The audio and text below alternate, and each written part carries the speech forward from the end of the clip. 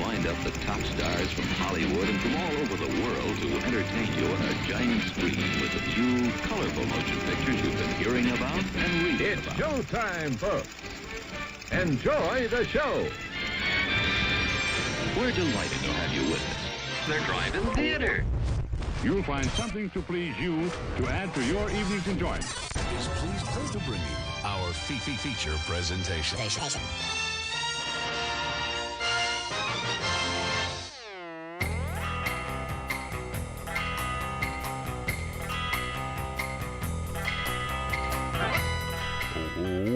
What's up, everybody? What's going on? You are tuned in to the Drive-In Speaker Box. It is Monday night. It is 8 o'clock Central Standard Time. It is September 5th, 2022, and it is Subtember, and it looks like people are already throwing in subs over on Twitch. I missed that. Who already subbed? Yeah, Lodge Webb already subscribed. Thanks, man. Thank you, Logan. 13-month sub there. All right. Welcome. I'm your host, Bo, the Boom Operator. I'm Slick Doggy the Grip. And we are going to be talking to you about movies, as we always do. This is what we do. If you're new to the show, welcome in. If you are listening to an audio version of this in a podcast format, wherever you get your podcast, be it Spotify, Tuned In, Apple Podcasts, Google, whatever, you can join in live every Monday night. This is a live show that we record. It's like Wait, Don't Tell Me, but funnier, and or actually funny. I don't know. Peter Sagal's pretty funny, I guess. But, you know,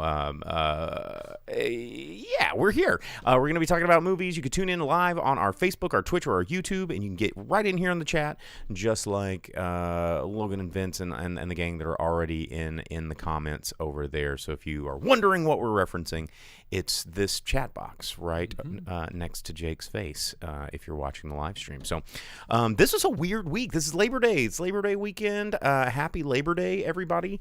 You know, Labor Day weekend is a holiday where people traditionally go and take some breaks away from what they do. You know, they leisure. And not a lot of people went to the theaters this weekend. It was pretty abysmal. Well, I saw that it was low, but it was also National Cinema Day, so Saturday was like $3 only. So how much of that? I mean, where's the mathematicians coming in to say how much of it was? Interesting. I mean, let's just go ahead and start that. Shout outs to 86 over there on YouTube. You could check out his channel. Do you even make videos anymore? Mr. Gunderson over there used to start a channel, and I was talking about like the hospitality industry, but now he's out of the hospitality industry and into the film industry, which is kind of the opposite of what I did. So we are the yin and the yang.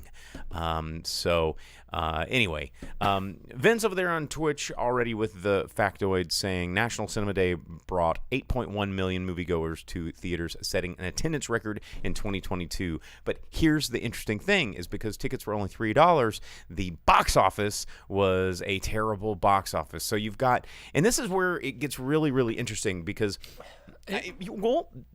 it's bad for Hollywood, but good for the movie theaters because the movie theaters don't make their money off the tickets. They get a tiny, tiny baby percentage of ticket sales. Well, here, you know, and this is, you know, I study, statistics is something that I both love and hate. And, you know, I don't want to turn this into Bo's City Politics Hour, which that's on my Facebook. But one of the things that I'm always fascinated with is how data is interpreted and how poorly people interpret data. You know, they go, numbers can't lie. And it's like, no, but they can be obfuscated to the point of not even telling the story they were meant to tell. And, you know, when you see things like these, you know, you've got one factoid that's like, it is a record attendance in 2022 for National Theater Day, but the other factoid is, well, we didn't make any money, so theaters are dying. And it's like, well, what is it? There's more people in the theater than ever before, but since you didn't make your money, are you still going to say that theaters are dying? And these people that interpret this data, they look at these charts, and they don't look at the people, they don't look at the locations, they don't look at the reasons. They go, is the arrow going this way, or is it going this way? Is it supply versus demand? It's the only two metrics anybody seems to understand. And it's inconceivable for a lot of these guys to understand that, hey, what? You wrote a poem. I did. look, you wrote a poem.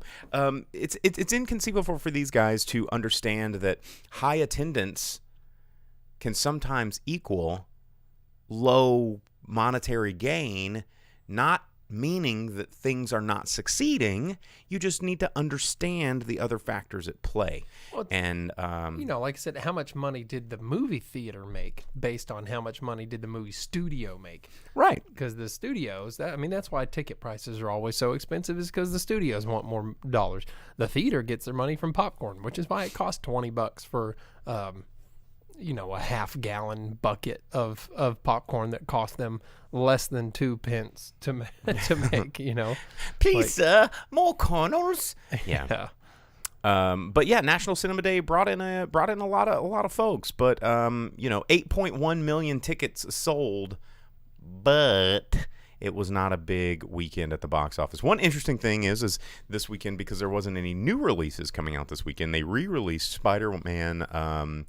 One of the No Way Home. It was like the one with the other Spider-Man in it. And you know what? I saw too in the news that it was on Disney Plus or whatever has had certain scenes altered and or deleted. I've actually still not watched this movie, and I guess I will never be able to see it in its original form. I mean, how does that make you feel? I don't care. I didn't think so. Tobey Maguire and Andrew Garfield are cool. I really don't care about new Spider-Man stuff. Tobey Maguire's Spider-Man was fun for the first one. Andrew Garfield one was okay, I guess. Yeah. Amazon also this weekend claiming humongous viewing numbers because their Lord of the Rings, Rings of Power came out. And they're saying that it's breaking all the records that we're still not actually going to show you because it's behind closed doors. They said it's been viewed, 25 some odd million people tuned in to like watch it for the first how many ever hours it was released. Hilariously enough, Amazon also blocked reviews from being allowed.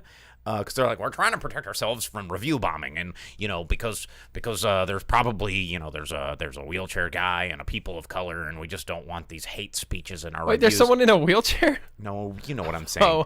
They're using people, they're using minorities as a reason to go.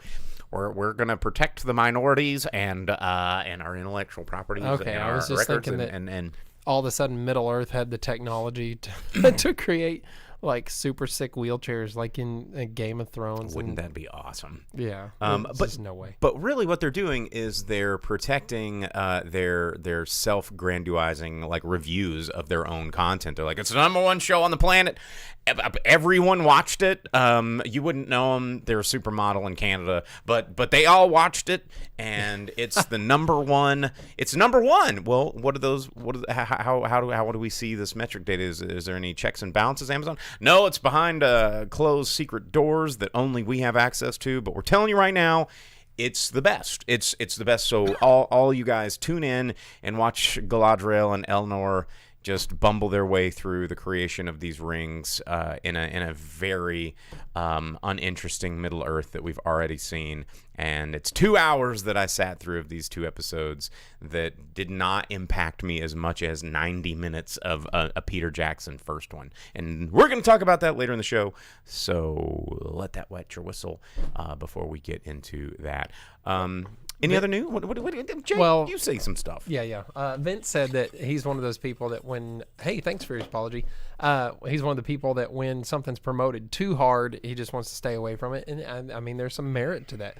Some things are pushed so hard that you're like, they are trying way too hard to get people into this because it doesn't carry the weight that they want it to, and they need people in it. Well, and they spent like $1 billion on this thing. Yeah. Well, and some things like that do end up being garbage and they suck, and you're like, oh wow, this is awful. And then other things like Bullet Train, they advertise the hell out of it, and you're like, this is gonna suck. And then you watch it and you're like, hey, actually Good job. You know what? Like, if Amazon had $1 billion to spend on like 8 hours of elves and dwarves like hammering on a magic ring, why not like build a rocket ship to Mars and put people on it and cameras and go, here's the new show. It's called We're Sending a Guy to Mars. They're working on it. I know. That's the show. Not seeing old Bezos being like, the reason I get to go to space is you. Thanks for spending your money. Ha ha, suckers. Yeah, I don't want to watch Bezos in space. That's a I real want to watch thing. like Charlie Tucker, like Minnesotan gas station attendant, like, hey dude, it's me. I'm going to space, man. Let's go, man. Shoot me up there. Look, man. Hey, man. Look at this freeze-dried ice cream, dog. That's how it works. Yes, no, it could, and that's going to be the show because I feel like we are devolving as a society and a species so much that like idiocracy is here. Let's just do it. Yeah, it has been. Let's just do it. And I'm with Velvet Santa. I've tried to watch the first episode of the first season of Stranger Things. I didn't care for it, and I haven't watched it. And every now and then I'll get someone's like, "Have you watched Stranger Things?" I'm like, No. But more often than not, most people don't watch Netflix. Look at all their viewer loss that they've had, and it should be me. Why do I pay for Netflix? I don't watch just it. Lying and going, we're subscribers are through the roof. I don't know what the problem is. That's what Amazon's doing. They're like, oh yeah, we're number one. Yeah. We're still number one. I feel like Amazon. But Amazon can say that because you pay for Prime membership and Prime Videos included. What's the point of not having Prime? I'm not buying a toaster on Netflix. You know, you just want to pay for shipping on everything you want. No, just buy Prime. It's more than worth it. And then they're like, oh, well, it's a viewer. Anyhow, James Cameron go to the bottom of the ocean. Yeah, exactly. He's gonna raise the bar. Was cool. He's gonna raise the bar. The Titanic making of was cooler than Titanic. That's true. James Cameron invented that technology. Fun fact about James Cameron, and actually he's a super rad dude. Except for these Avatar sequels. Well, okay, that has nothing to do with like him inventing technology. Well, actually it does. But he was like, you know what? I want to film things on the bottom of the sea. What if we made a better submarine? And marine biologists are like, no one wants to give us the money. It just doesn't exist. And he goes, like, Hollywood will give you money. Yeah. And he goes, how about this? Because as a kid, he was obsessed with marine biology, hence the abyss and things like that. And he just goes, we're making it. Technology will exist because movies. And then it happened, and the entire world benefited from it because science and James Cameron just sitting back being like, yeah, you're welcome. I did that. And if you think about how depressing of a human condition it is when the guy that made True Lies and Terminator was like, you know what? What's stopping all these scientists from inventing the stuff that I want? And they go, well, we've been trying literally for decades, Mr.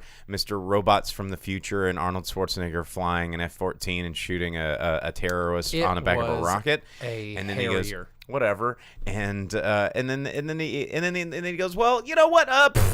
People like Terminators, so we're gonna make a bottom of the ocean alien movie. And remember that? So cool. So how about get to work on this technology because I said so, because the human race wants to see more dumb shit. And I feel like that's where we are. It's like, can we cure cancer? Nah, man. But we will make Bad Baby a millionaire. And that's the state of the world. That's where we are. Vince also said he tried to buy toothpaste for his dog on Amazon, but a full page Lord of the Rings of Power ad came up, and it just made him hate it so much. One paste to brush them all. Yeah, there's one way to make me just be like, nah, and that's forced ads for sure. And it's everywhere, man. You know, I cannot turn on an app without seeing Lord of the Rings stuff. And you know, I'm not like I enjoyed the original Lord of the Rings films. Yeah, like, they're really so good. The cartoons from the Hobbit 70s, absolutely the originals. Yeah, and the Hobbit movies, I feel like it lost its way, and now it feels like it's just grasping at straws. We're talking original movies, the animated Lord of the Rings. The Rankin Bass. The Hobbit cartoon is really, really good. Down to Goblin Town. Velvet Santa says James Cameron also invented the Jamie Lee Curtis striptease, and the world benefited from that. That's pretty funny. Do it slowly. Yeah, rewind the tape and stop at the exact point. That's the real super spy skill that he had. Yak back from like Home Alone. Talk Man. Yeah. Yeah. Oh, man. You know what? Funny too, talking about things invented for movies, that was made in the movie, and they were like, "Oh, that's actually a really good idea." We need and then a they yak made it bag. in real life, and guess who had one? Your boy. You had a yak bag? No, I had a Talkman. I thought it was called a yak bag. No, it was called the Talkman. I know that there was a thing called a yak There was bag. the Walkman, and I think the yak bag had the small, you could push the button, and you could, I mean, and really, like, let's rewind back into the 90s where you got some device like that, and Talk-a-Boy, and all you did with it was, like, you look around for your parents, and you'd go, penis, and then it'd go, penis, and then go, Schneider, and you're like, yes! And, that's how I learned. Entertainment. That's how I learned to say the F word backwards, was with that. It's hoof. Like, play that backwards. And, yeah. Well, back to real news. Hey, talking about the 90s. Fun skills of the boom operator. Hoof.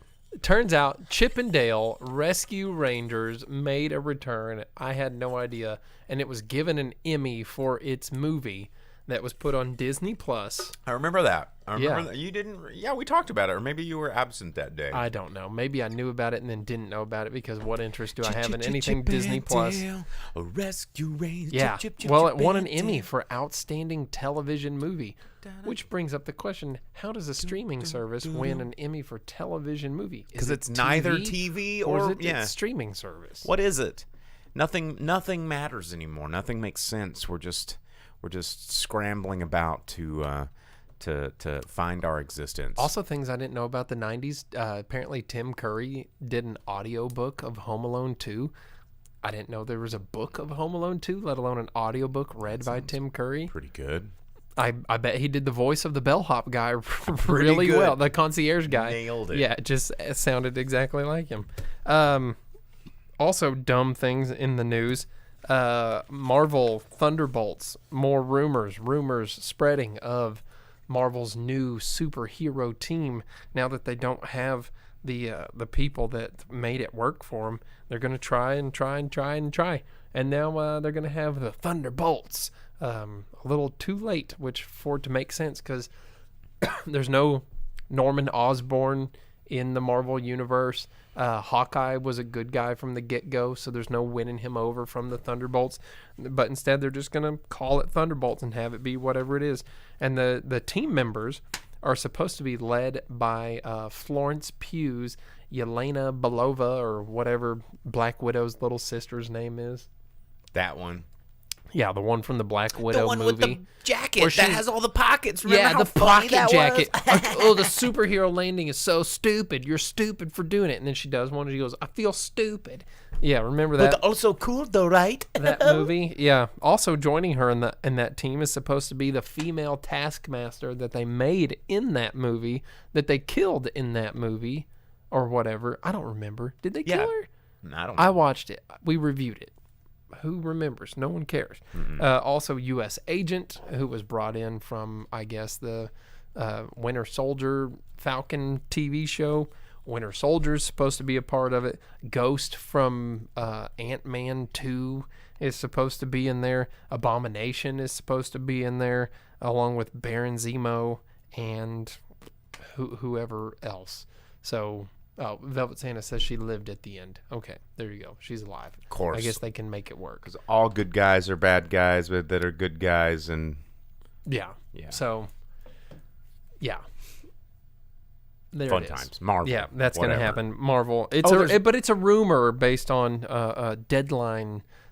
Some guy from Deadline doing a podcast. And be like, well, word on the street is that this is going to go down. So, speaking of overhyped and overplayed and long drawn out series that Disney keeps cramming down our throat, Andor is coming out very soon. There's is that the Star Wars? Yeah, that's another rebellion story, because I lost so much, and this is crazy because I grew up eating, drinking, sleeping, breathing Star Wars. You know, dude, I took all of my Goosebumps and traded them to Vintage Doc for Star Wars novels, and that was a mistake, because at one point in time I was like, I have to have Star Wars toys, books. Yeah, I collected. I went to yard Collectibles sales of all sorts. like religiously went to yard sales with my mom because I was like, what if I find an old Star Wars toy? Because they came out a little before my time, but you could find them at yard sales, and I was like, yeah, I gotta go get them.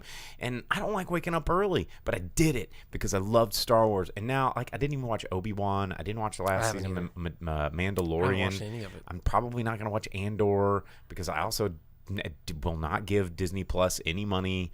I do because Hulu. Well, that's not Disney Plus. Well, it's part of the Disney Plus Still. bundle. Why would you not have it? It's only like $12 to have. Because I don't. And ESPN. I don't watch ESPN. I borrow a friend's Hulu. I don't watch Disney Plus. I just don't watch have it. Hulu. Because Orville. Well, yeah. Oh, I still haven't watched the last Orville. What? Well, I haven't had the time to sit and be able to absorb and enjoy. And cry. Yeah, probably. Dolly Parton's in it. Wait, was that the last episode? I thought so. Or they bring her back? No, that wasn't. No, I thought there's that an was the episode last after that. Maybe there was. I can't remember. It was good though. It was a good send off. Let's see what else. You got any other news that's going on? Yeah, here? man. Tusk 2. We talked about it, I think, last week. Maybe. Has had some more details released about it. Kevin Smith was interviewed, and he said that right now it looks like he's planning for release in 2024. 2024. Because that will mark the 10th anniversary of the original Tusk. And his story plan so far that he's been willing to say is that at some point he feels like the podcaster will find his way out of the walrus suit, go through some sort of rehabilitation, but in the end, the abused become the abusers. And as it happens, he will turn into the what was his name, Howard Howe or whatever it was, the man that morphed him. He will become the same person, but instead of morphing them into walrus. Hey, Hardy Entertainment. Walrus. Hey, he will turn them into something else.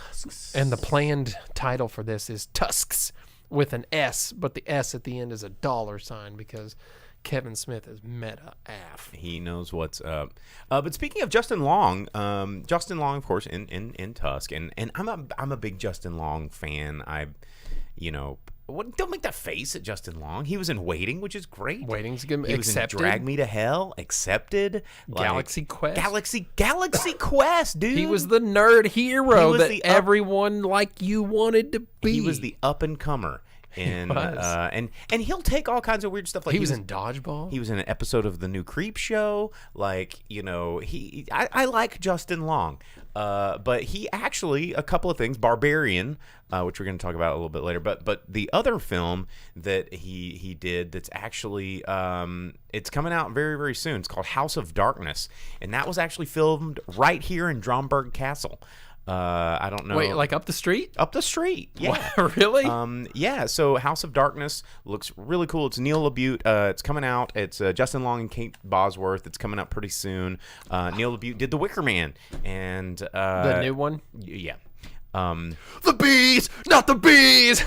Yeah, it's so good. It's Nicolas Cage. So good. Yelling. But yeah, it was filmed right here in Northwest Arkansas, right in our backyard. Dromberg Castle is this you can rent it. Yeah, because it's like up for sale, and no one's like, no one's gonna pay how many millions of dollars it was up for sale for to live in a castle that the property taxes is super insane. You're right here in Northwest Arkansas, and no one's gonna come visit you. I would live in this castle up on my mountain of. They have a whole website just for it. Have you seen it? Have you gone to it? Okay. Dromberg Castle. You can Google it.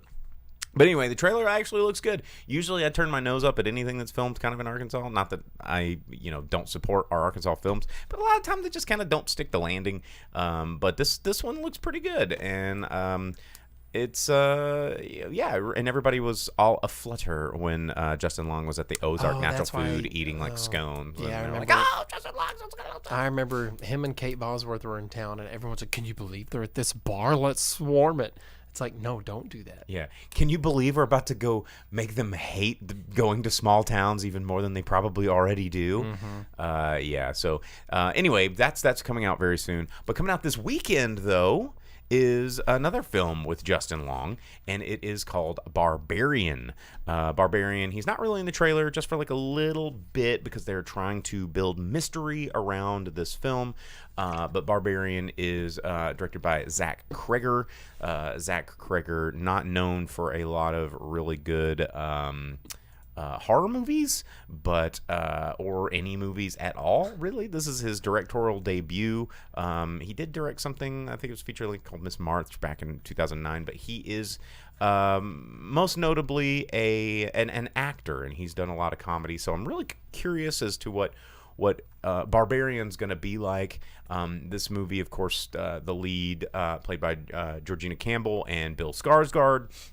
And then you've got Justin Long also in the trailer, and Kate Bosworth as well in the credits. So maybe they just had such a good time that they decided to do another movie together. Or they have an agent that's shared or something like that. Probably so.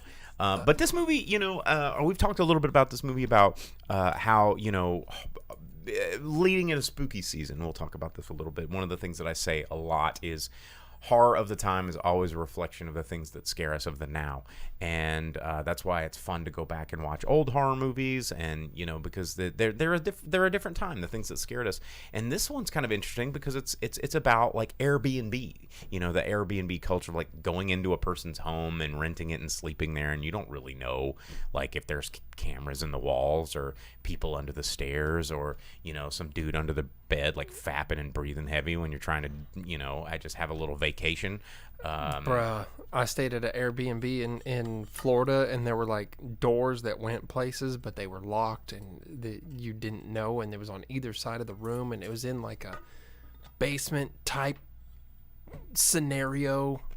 So, Airbnbs creep me out, dude. It was so sketch. A, you never know if the bed's going to be comfortable. Chances are it's not. B, you never know what the hell's going on or what kind of person you're supporting. C, there's no kind of health department that goes around and checks these things like hotels. No. C, you have to have like a big like laundry list of like, if you touch a window, you got to call like a squeegee guy to come out and wash the windows. Got to do all my laundry. I left a load of dirty laundry in the hamper for you to do. If those aren't folded on the bed, then I'm giving you a bad review on this. Your deposit is this. All these fees are out the waz, and the bed's uncomfortable. It's like, oh, guess what? Memory foam, and you're like, I hate this cheap ass memory foam. What was wild about it too was that like it was super short ceilings, and you know how tall I am, and I was setting something down, and I turned around and I smacked my head right into this light fixture, broke it, felt like an asshole. Well, and then also on a real note about Airbnbs, they destroy communities. That's true. Like locally, friggin' everyone's just buying up stuff and making it where that's a thing. Especially if you live in any community that has an iota of tourism, And so we live in Northwest Arkansas, Fayetteville, Arkansas. It's where our studio is based out of. And, home of the Razorbacks. There's a lot of fun things to do, a little bit of nature. I've known, I think, at least 20-something people in the last and this is just me, in the last 2 years get evicted so that their property is now becoming an investment rental property with Airbnb. And, as Tyler says, all the lamps have cameras in them, probably. Just Airbnbs, don't support those. Hotels are great. They have regulations that they must follow, and health inspections that they must follow, and staff and jobs they create. Like, that's the other thing with Airbnb. You're like, all you're supporting is some dude that has more than one house, or whoever dude is or more than one room. Yeah, and you're just supporting dude some is butthole very who's gender neutral. Ed from Good Burger said it best. I'm a dude. He's a dude. She's a dude. We're all dudes. Hey. Yeah, that's a good song. Wise words. Good Burger. Yeah. But if I'm going to have any call to action tonight, it's don't support Airbnbs. The only time they're really handy is if you're going on a big group trip with a lot of people and you rent a house. That's fine. But all these like small, where it's like you're just going to a cool city with you and your significant other or whatever, and you're like, instead of a hotel, let's go stay at this Airbnb, and don't do that. Like I like hotels so much better. Yeah, and it's cool. There's breakfast. There is. Just really terrible And breakfast. people are like, it's not free. And I'm like, yeah, well, but is your Airbnb got free breakfast? No. Your Airbnb kicked out the guy who worked at the dinette that was across the street. He was a short order cook, and that place went out of business because they couldn't afford to pay anybody to commute 30 minutes. So your Airbnb got rid of your hot breakfast. But, your Marriott's got some scrambled eggs for you. And they've got 6 jobs that they're creating. So, boom. There you go. They always have a waffle maker. They do. They do. So something that has to do with this show, actually. Yeah, Barbarian coming out. We should watch it. Sounds good. Bill Skarsgård's a creep. Yeah, Airbnbs are scary. Barbarian's coming out in theaters this weekend. I will be reviewing it next week. So that's I mean, that's a thing that's real horror. That kind of stuff. That's the kind of horror that I don't like, where it's this could really happen to you. Because I used to watch when I was a kid. Unsolved Mysteries and all that stuff. With the scariest theme song. It was terrifying. In the history of theme songs. When I was a kid, like I said, I had all these Goosebump books that I took and traded for Star Wars stuff. I really did that at our local vintage stock in Springdale. But at the time, I was so into horror. I thought horror was sick. Scary Tales to Tell at Night or whatever, the Guillermo del Toro thing that got made. Yeah, terrifying. But I was into it. My mom would read me to sleep with terrifying stories. And she was like, "You sure you want us to read that?" I'm like, "Yeah." And that's what I was into. Goosebumps and scary stories to tell in the dark. One Unsolved Mysteries where they were like, there was this Olympic-sized swimming pool that had footsteps of a dead girl. Then they could never explain where the footsteps came from. And I'm like, No, what I'm saying is scared me forever is because we used to sit there and watch it in the living room. And my living room had this big glass window in the front door. We lived out in the country, but just anyone could come up and look into it. And every time they would be like, and they were murdered. And they kept murdering, and no one figured out. And they were last seen in your neighborhood. I'm like, no, I'm done. I'm done. And after the third or fifth time where they're like, oh, and they were last seen less than 20 feet from your bedroom, I was like, I'm over it. I'm done. Get out of Dodge. I don't like scary stuff anymore. I started having terrifying nightmares, and that's when I was over scary stuff. But used to. Terrifying things was my jam. Are You Afraid of the Dark? Couldn't keep me away from it. Are You Afraid of the Dark also had a really great theme song. A lot of good scary movie themes, like Tales from the Crypt had a really good... Velvet Santa talking about the Gurdon Light. Yeah, my family, half of my family is from Gurdon. What's a Gurdon Light? Is it one of the spook lights? Yeah. So in Gurdon, Arkansas, southwest Arkansas in Clark County, there was a light. I say was because they ripped up the railroad tracks that it haunted. But you'd go to the railroad tracks and everything at nighttime, and there was a light, and it was like the lantern of this rail worker that was killed. Yeah. There was one in Missouri that I actually went and saw, and I used to go out there every now and again. We used to go ghost hunting back when Tilly Willy Bridge still existed, and now that's gone. I still have pieces I thought it was still there. They just let it get overgrown. They destroyed it because I went and took some of the pebbles. Was that 2 years ago? No, that was 6. Are you sure? Yeah, dude, I literally have pieces of Tilly Willy Bridge. Time is weird in my life. I'm old. But the spook light, as a lot of it was the Seneca, I think it's Seneca, Missouri somewhere, and then you go to this. It was a dirt road, and then you could sit there, and off in the distance, and if you tried to drive up close to it, you couldn't find it. Oh, and that's not how Gurdon Light worked. Gurdon Light would just walk right through you. My whole family lived down there. What? Yeah, Clark County. It's named after part of my family, the Clarks. But the thing was, you'd go out there, and they talked me into it one time, and luckily the light was not there because I was not about it. But then I had to hear all the terrifying stories of my great-grandpa being chased by cougars and stuff on the way walking home or riding his donkey home or whatever the hell, and I was not into it. I hate scary stuff now. So things like that is what I'm saying. Airbnb stuff that could really happen to you. Real life horror stuff. I can watch body horror. I can watch comedy horror. I'll watch things. You can't watch Bill Skarsgård in an Airbnb. I'll watch things like Nightmare on Elm Street or Hellraiser which the new Hulu Hellraiser is getting closer and closer to being released. Yeah, doesn't it have a gender swapped Pinhead this Which time is fine. around. I think that's totally fine. I mean, it's a demon. It can they're be whatever. Cenobites. Right? They probably got like 9 dicks and 3 vaginas like hanging out under that leather corset. Like, we don't know. You don't know. It doesn't matter. Plus, they're demons, summoned from hell. They can do whatever they want. Yeah, right? if they need it, if they need a pecker, if they need some boobs, like they just and then here What's you go. up? You twisted the box left, so now I have tits. Yeah, like is that how it works? Anybody that's upset about Pinhead not being a dude can just get over it. But you just don't get that same voice, maybe, and like the We'll find out. like the ominous figure of Pinhead or whatever. The point of it is, I can watch things like that, or I can watch things like Society and with the butthead guy. yeah, and like The Fly or whatever. Just anything like that, I have no problem with. But as soon as it's like this could really happen to you, I'm like, no, I don't like it. Keep it away from me. Tyler says Pinhead. Yeah. Vince just commented, it's kind of sad that all of those stories now are me taking the last pieces of something before it's to destruction. Pebbles from the bridge, the speaker boxes that I got last week. Yeah, man, like if you haven't noticed from our set here, which again we will remind everybody that this is a real place with real things that are back behind here. I'm very totemic. Back when it meant something. Yeah, and little items that connect me with the past are very important because otherwise I'll totally forget. I'd forget where I lived if I didn't have a key, and I go, oh yeah, house key.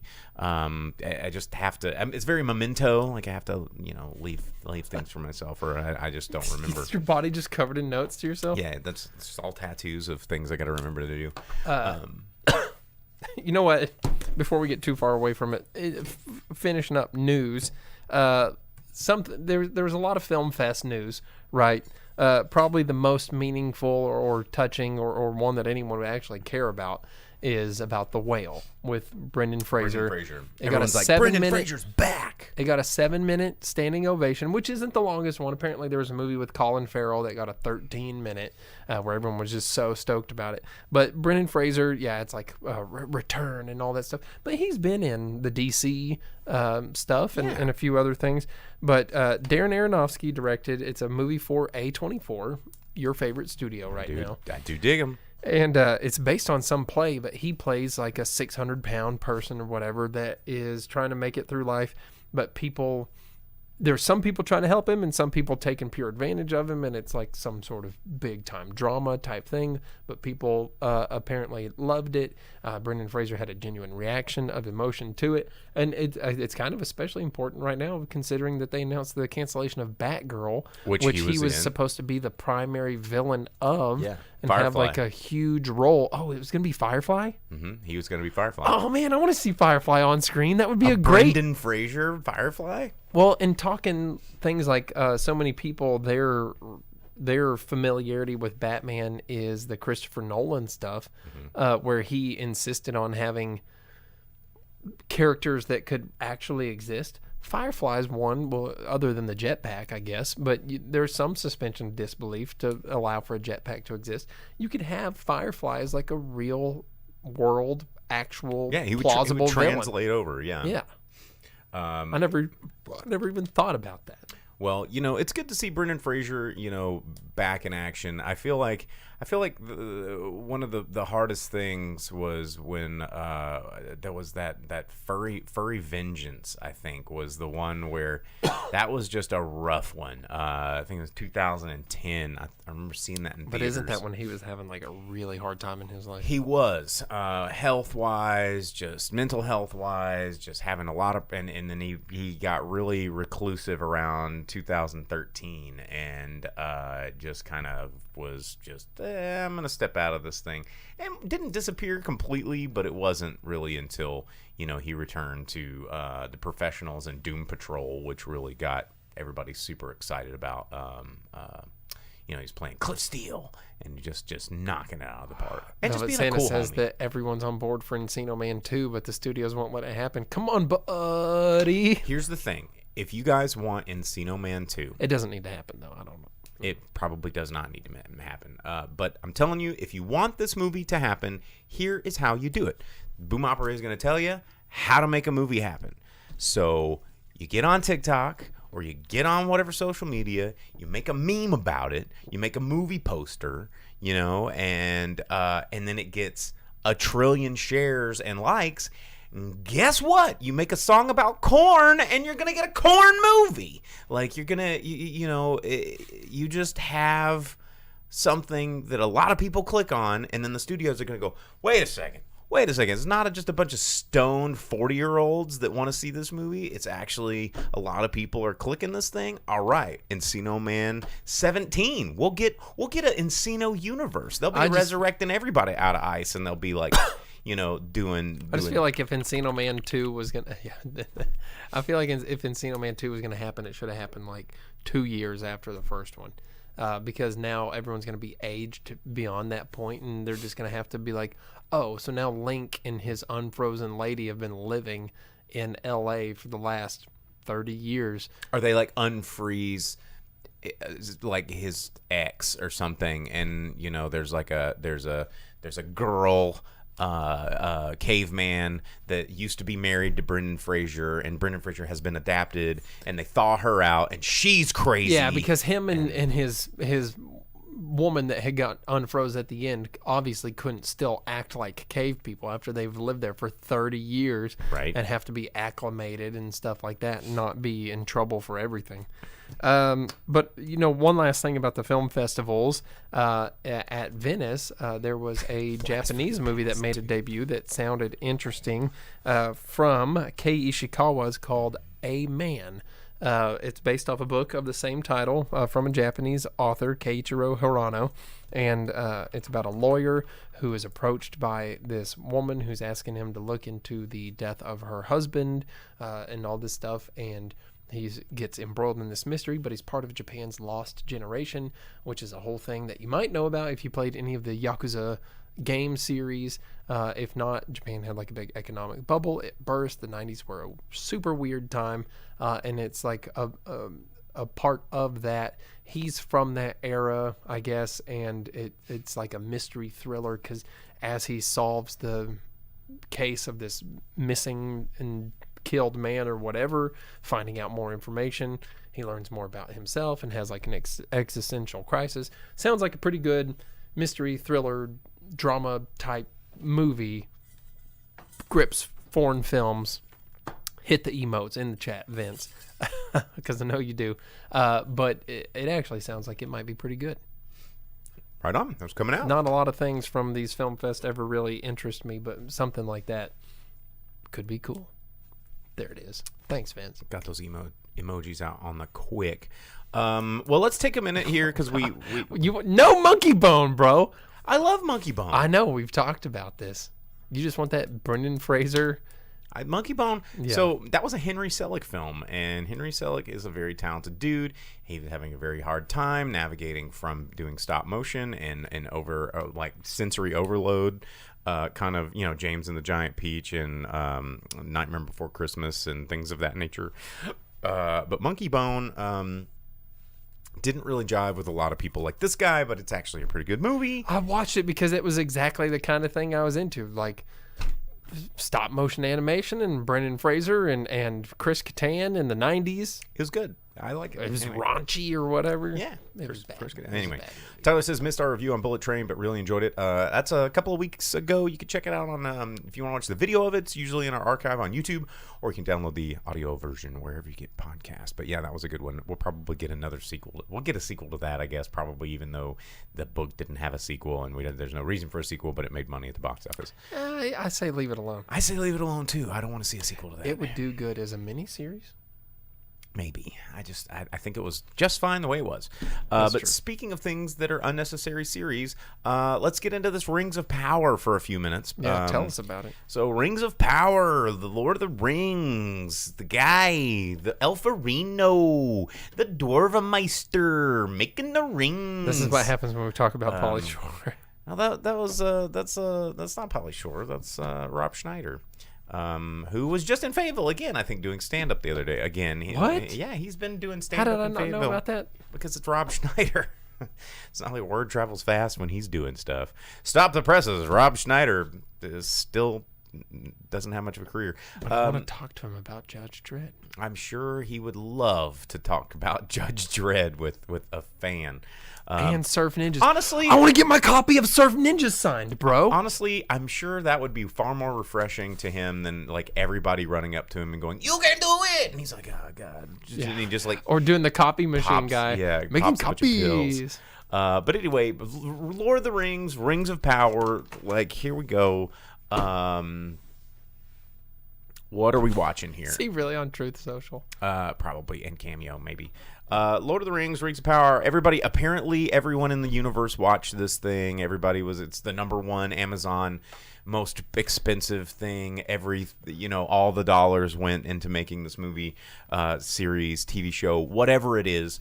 But my initial reaction out of the gate with this show is that you cannot recapture what happened in the theaters when we first saw the first Lord of the Rings film. And they've been trying to do this since the first trilogy. Since the Peter Jackson trilogy, they have been trying to recapture that sense of wonder, that sense of escapism, that sense of theatrical joy that you cannot get at home in a show. And they're like, but what about Game of Thrones? Game of Thrones is a different thing. It had titties, and it had cuss words, and it had like just lots of titties. It was very HBO, is what you're saying. Yes, and that was like that was the one where people were like, wait, hang on a second, did I just see medieval breasts? Okay, all right. I mean, I'm not a nerd, but I like tits. Like, and that's how Game of Thrones got us. People still like that? But that's how that's how they got them. And then they're like, I'll check this out, I guess. I'm not into dragons, but now I'm into dragons, dude. Did you see those? Yeah, anyway, whatever. But Lord of the Rings got us in the theaters and actually made us, like, feel something. And these books, of course, like most Disney execs and Amazon execs and studio execs, are just like decades of archived, tried and true pieces of paper that have withstood the test of time, stories that have had papers and essays and people devoting their fuck it. And we're gonna we're gonna just do our own thing because we're Amazon. And this is kind of weird because they're trying to explore areas that maybe didn't get in a story. But do you know how much shit Tolkien wrote down about this world? That's what makes it cool. Yeah, is that it's a fully fleshed out, fully conceived, and it started from him writing stories for his children. I just threw like a $200 minted box, like SNES game. Definitely did.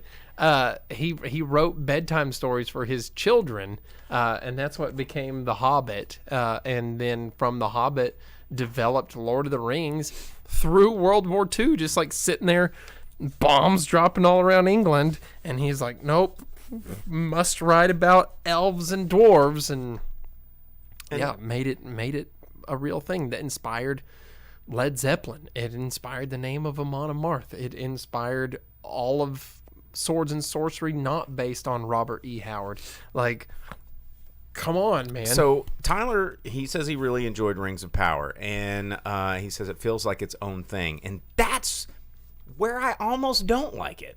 Is because it's supposed to be its own. Not supposed to be. It's Lord of the Rings. It's in the title. It's about the rings. And is this spaceman Gandalf? I don't know. Like, did he? What is this? What is this Gandalf weird spaceman twist of his origin story? Is it Saruman?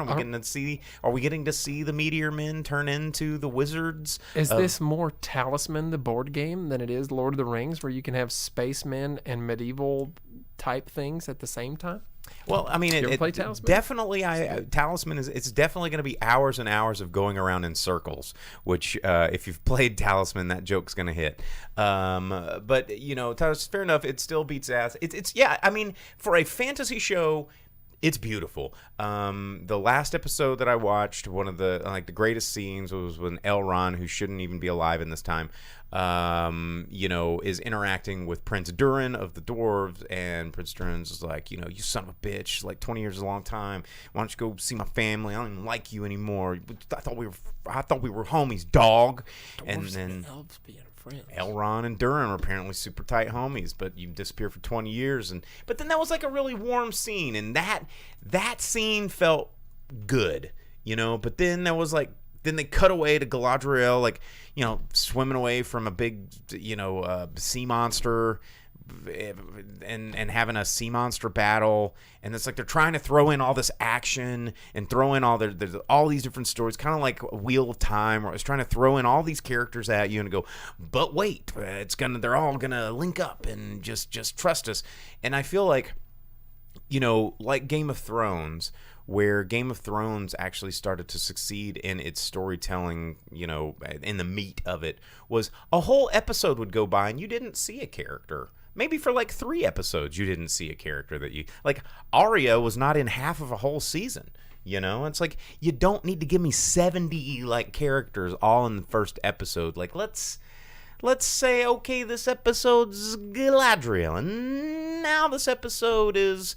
Spaceman and Nori Hobbiton foot Harfoot girl, and I feel like it's so big that it's not being able to stand. I worry that it won't stand up against its own weight, because I feel like they're trying to do too much. And with Lord of the Rings, you've got all these things that people are already passionate about. If you don't do Ents right, I'm going to be mad.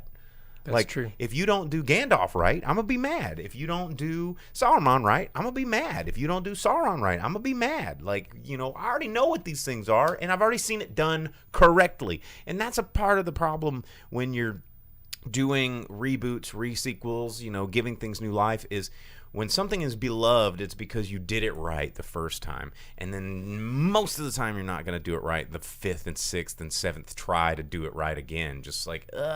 So I don't know. I'm going to keep watching it.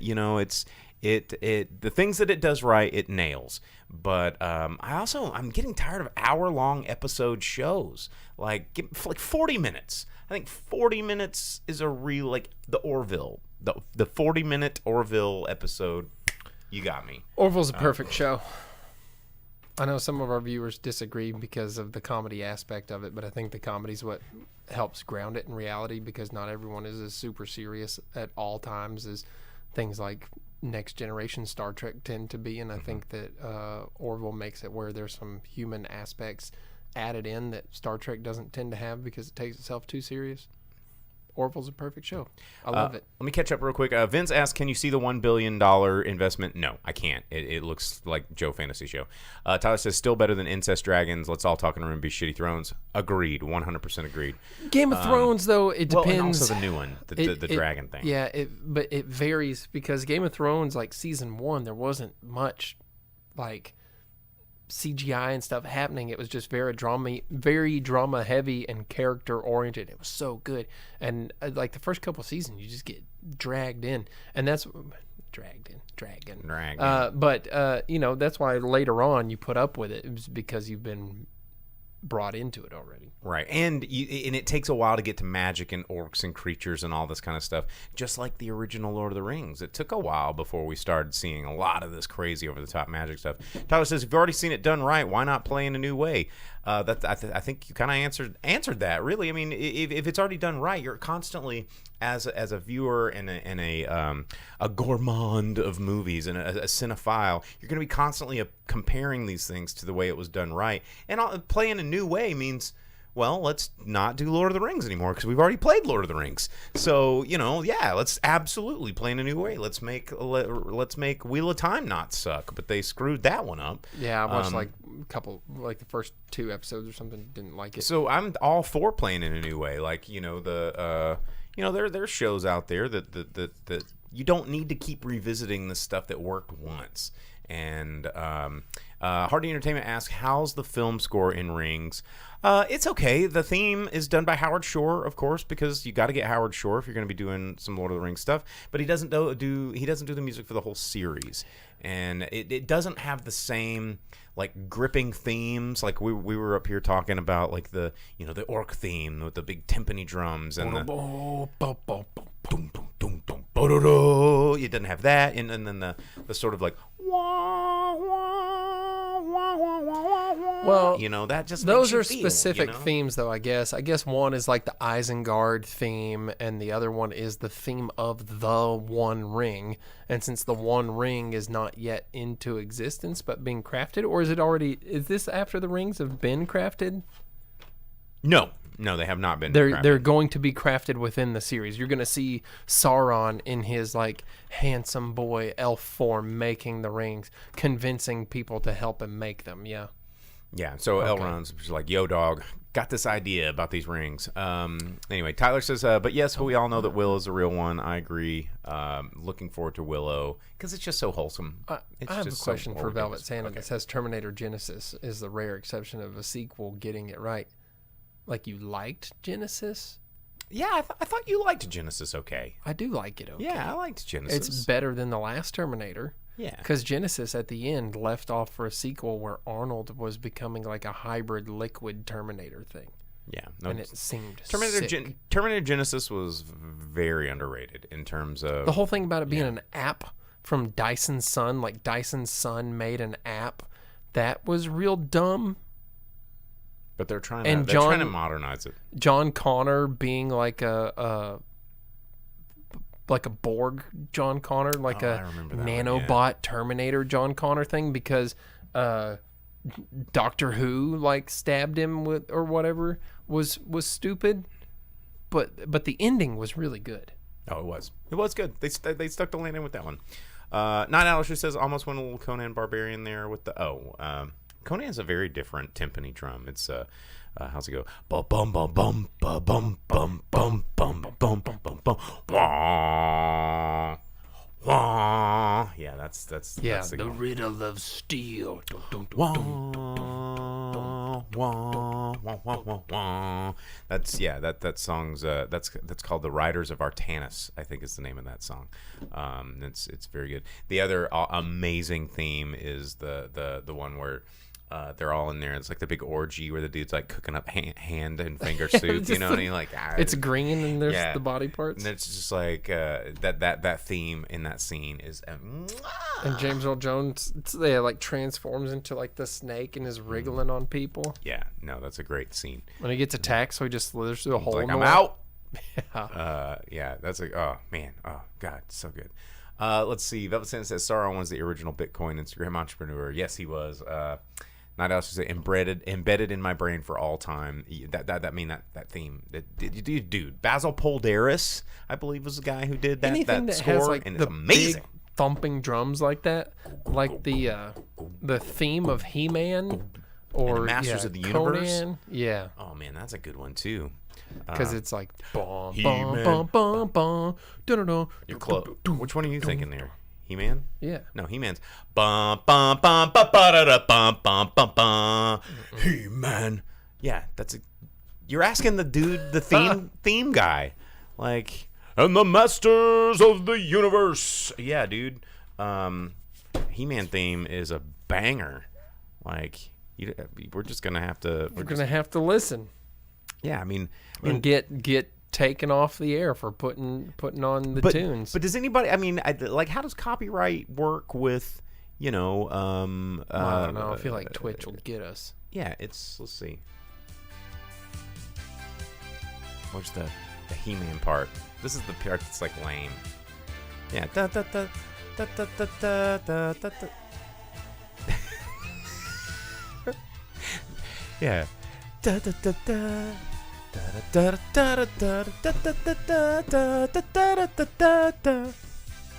Right there.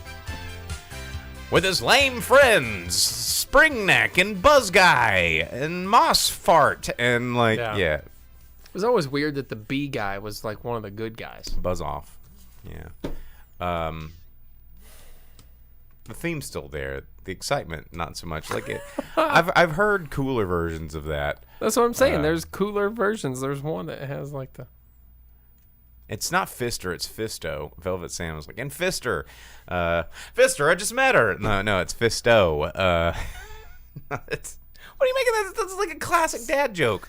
That one's going out to Carson. Every week, this show steps further away from the light of God. Every week, this show steps further into the light of getting more viewers. That's how it goes. Tell your friends, share it.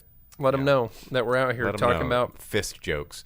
That's just a comment. We're responding to the comments. We're talking about heavy duty percussion. That's right. And fists. Well, we got to talk about heavy duty box office because it's about that time of the show. We gotta start wrapping it up. So what we do every week, this is a holiday weekend, so there's an extra day in this weekend. So it's the weekend of September 2nd through today, the 5th, because it's Labor Day. We give you the top 10 movies in America. We give you the top 10 domestic totals only because that's the only one the studios care for. So if you remember back to the very first thing we talked about on the show, which is about how people interpret numbers, and these guys that are looking at these charts, they decide greenlights, they greenlight sequels, they decide what we're going to see more of based off of these numbers. So it's important to get these out there. So I'm going to turn it over to Jake. We're going to start with number 10, work our way to number 1. Here we go. There we go. Number 10, still hanging in the top 10 in America. Dragon Ball Superhero brought in another $2.79 million, bringing in for its third week in the United States $34.932 million, just shy of $35 million. Not bad for an anime in the U.S. Number 9, still in the top 10 as well, in its 9th week of release, continuously having its butt kicked, but still there. Thor: Love and Thunder, bringing in $3.16 million for a total of $340.6 $1 million in the box office. I think it adds to it, and people still want to see it because they are releasing more and more of the Russell Crowe as Zeus for people to find out about. He was probably the best part of the whole thing. Number 8, excited to see this. Are you going Wednesday? I'm going Wednesday. Maybe. Yeah, it's at IMAX. I saw that it was available today. You could be watching that right now, and I'm glad that you're not, but that you're here. But at the same time, I'm not glad that you're not watching it. Definitely go and see it. If it's available Wednesday, go watch it Wednesday. Jaws and its re-release. We've seen it in the theater before. And we have talked about it on the show. Jaws is a completely different experience in the theater. These beaches. Yeah, you can see things you didn't see. You can hear things. The audio in the movie theater. It's like the drink that Egg Shin gives Jack Burton in Big Trouble in Little China. He goes, "What's this do?" He goes, "You see things you never seen. Yeah, hear things you never hear." Yeah. Basically, Black Blood of the Earth. Always trust Egg Shin. He knows what's up. Jaws brought in $3.3 million. Not bad for a movie that came out in 76, 75. Yeah, no joke.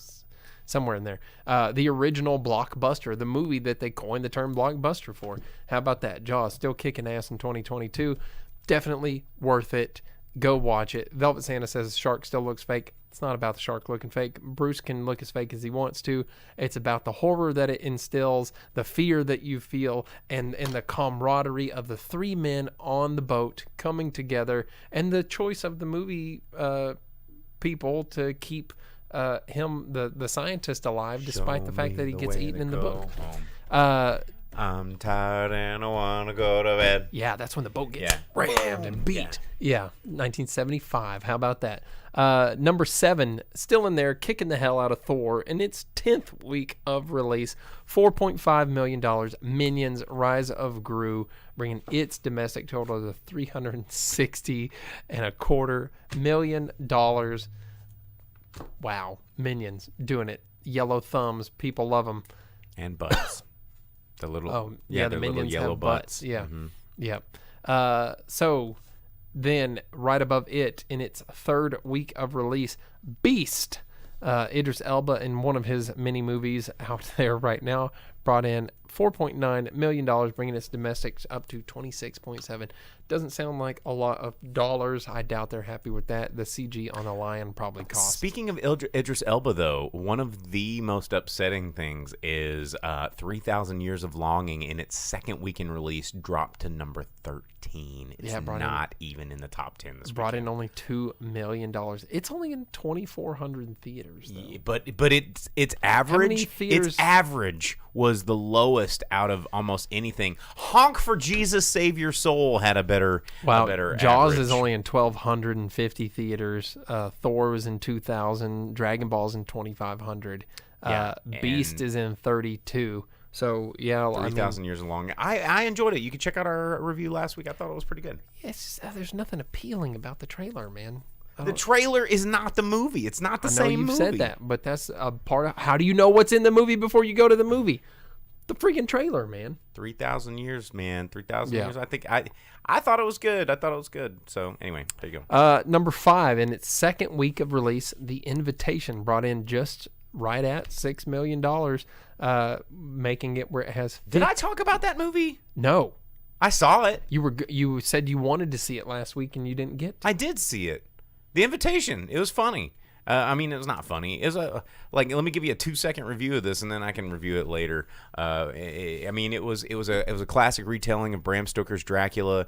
The whole, how he has the three brides, quote unquote. They explore that story a little bit more, open it up, and they're like, okay, well, we're these three families and blah blah blah, and they married into they take like a piece of the Bram Stoker sort of mythos in that story and blow it up into a bigger storyline, and it's okay. It's a fun vampire movie. No terrible Keanu Reeves accent. Well, there's some accents. None of them absolutely terrible, but a good depiction of Dracula. I thought he got vanquished a little too early.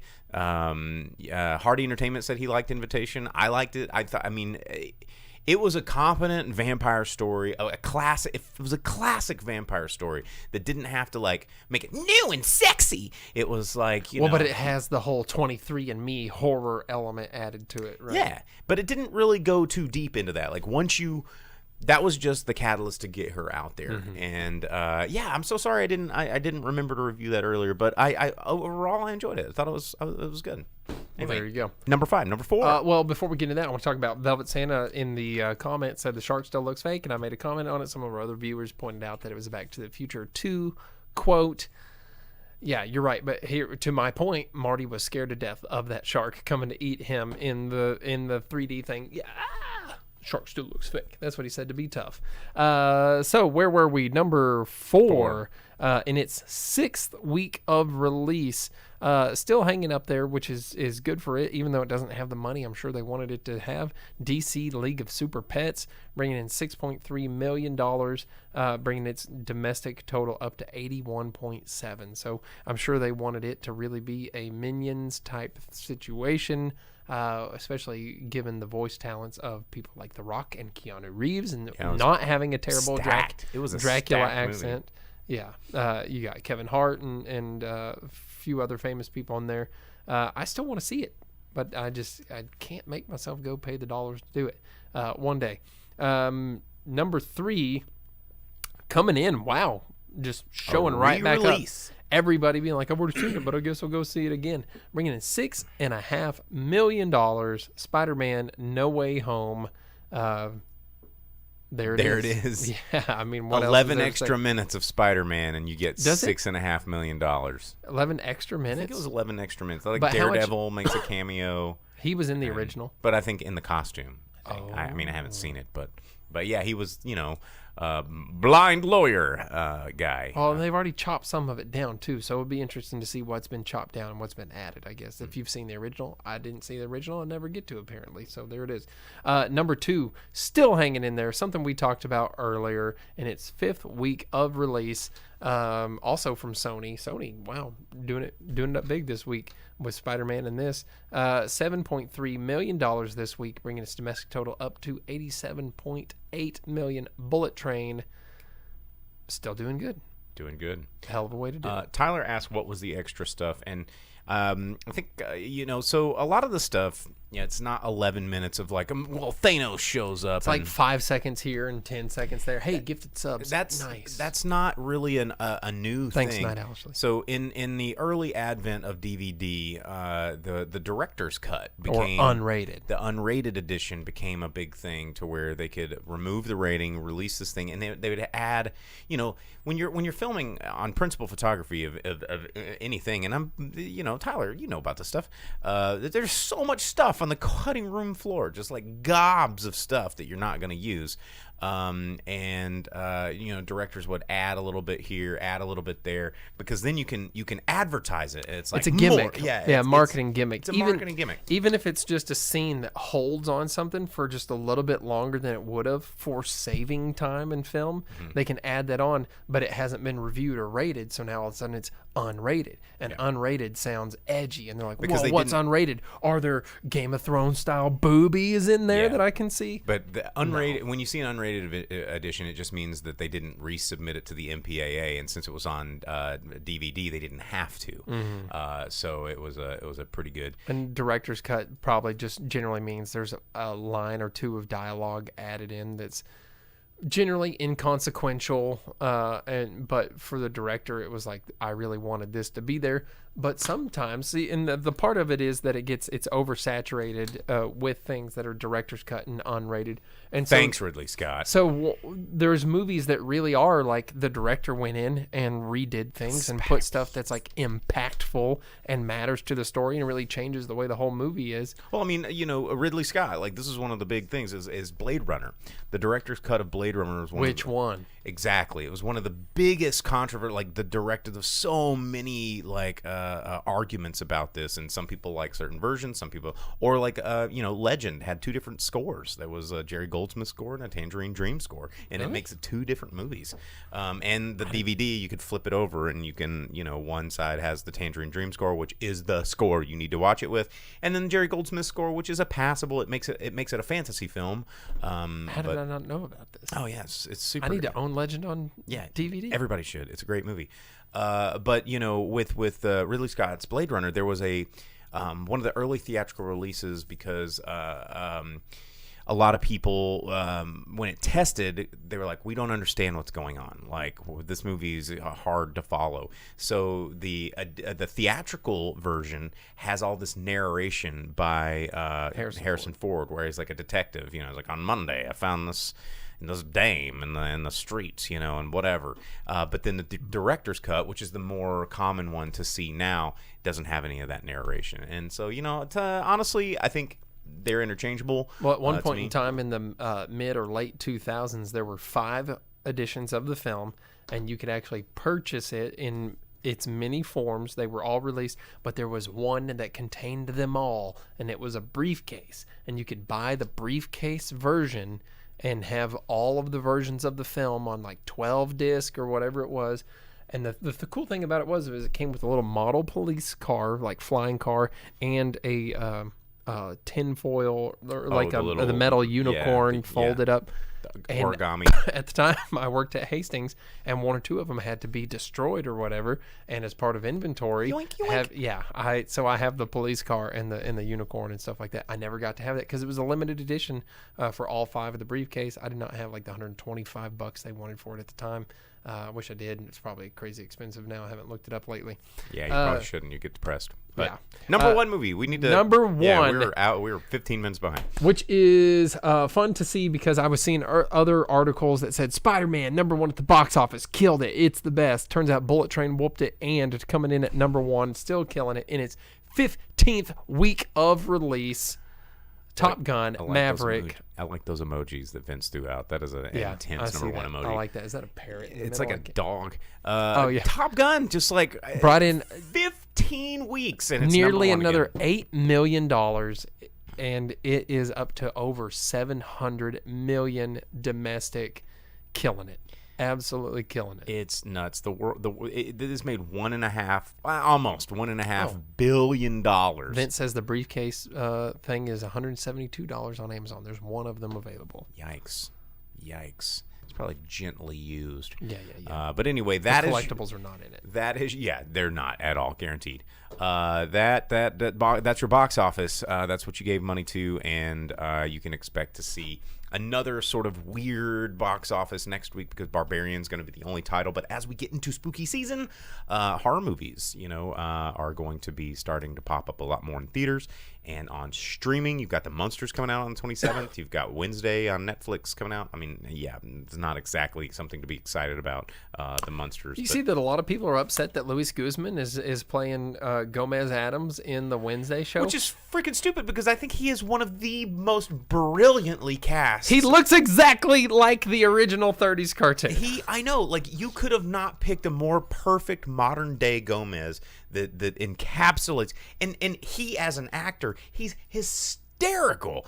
And I remember, people want the Raul Julia. They kind of want him to be like a semi-attractive guy, like type thing. It's like, because everybody wants to dress up as them for Halloween. It's like, and no, Gomez was short and ugly, and that was the whole thing. It's like, how did he score Tish? Yeah, exactly.